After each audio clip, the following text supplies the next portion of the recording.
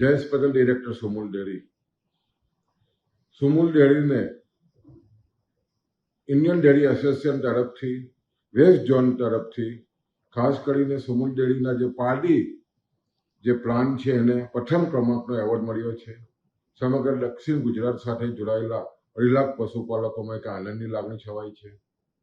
સુમૂલ ડેરીના આદરણીય પ્રમુખ શ્રી માનસિંહભાઈ પટેલને દેશના સડક પરિવહનના મંત્રી શ્રી આદરણીય શ્રી નીતિનભાઈ ગડકરીના હસ્તે નાગપુર ખાતે આ એવોર્ડ આપવામાં આવવાનો છે. અને ખાસ કરીને જ્યારે સુમૂલ ડેરી સાથે 2.5 લાખ પશુપાલકોને એક પ્રતિષ્ઠિત રોજગારી આપવામાં ડેરી સફળ થઈ છે. દરરોજનું 20 લાખથી વધારે દૂધ અને દરરોજ લગભગ 12 કરોડની આમદની આ પશુપાલકોને સુમૂલ દ્વારા મળી રહી છે.